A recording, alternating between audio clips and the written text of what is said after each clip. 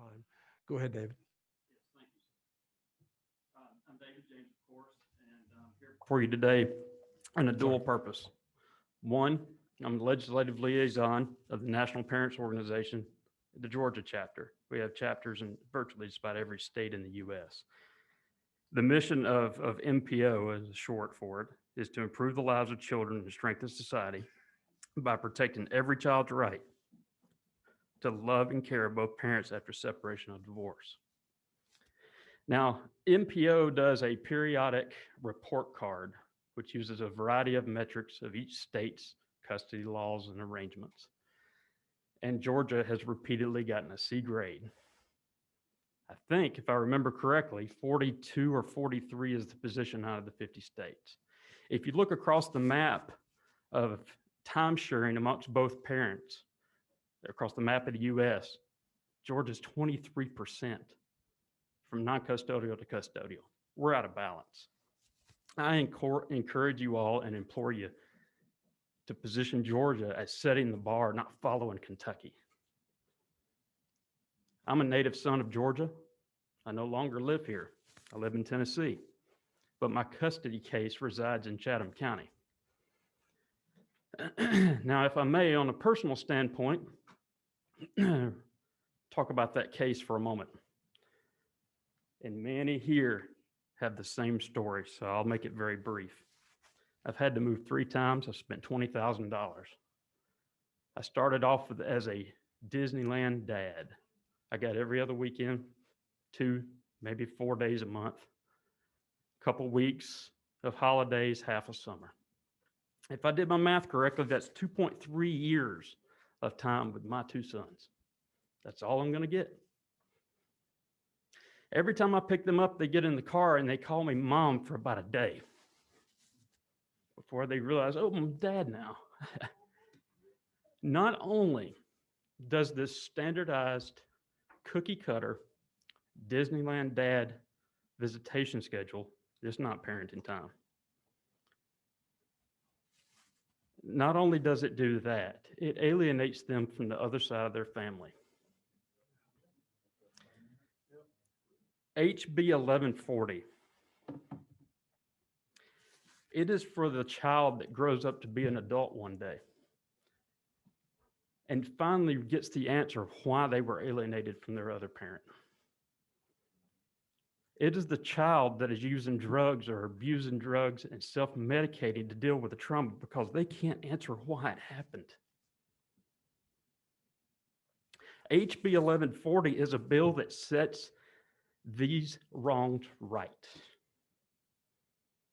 And that's why we're here today, airing it out. Okay. Now I'm going to spin back to the MPO side of things. Everyone here is familiar with the Declaration of Independence. We have a right, basic human rights, life, liberty, and pursuit of happiness. It's then explored further through the Constitution.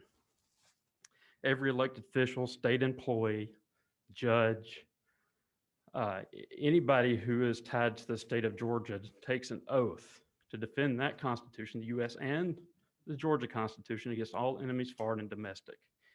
That means defending those rights. My children, everyone's children here, many children of divorced parent households have been deprived of that right.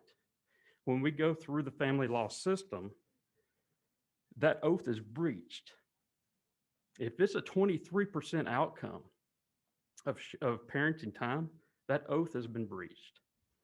So respectfully, I ask here today, support 1140. Zip it right on through in these next 40 days, please, because we need relief and our children deserve better. And I know it's going to set myself and thousands of other parents with the exact same stories of mine on a level playing field when we go to modify that custody again. I think this will be the 7th time I walk into a courtroom. Now it'll be another county. That we can start on a level playing field and it's 50-50. And if that other parent, that in my case has quite a grudge against me, apparently, and I wouldn't spend $20,000 if I didn't care about my children and wanted more time with them.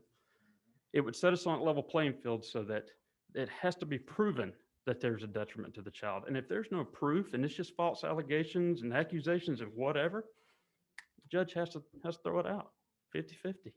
I think it's as simple as that. And then that oath will be restored. This is a restorative act to those basic human rights of our children to life. Now, life isn't always grand. Sometimes we encounter problems and our decisions have rough outcomes, but they have the right to experience that life. It also restores their liberty to have association with both parents and both families.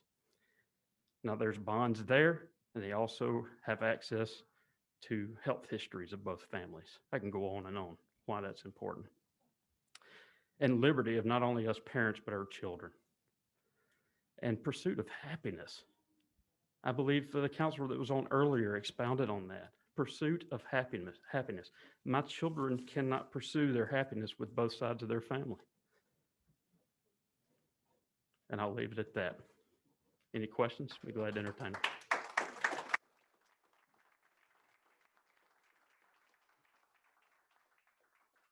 Thank you, Mr. James.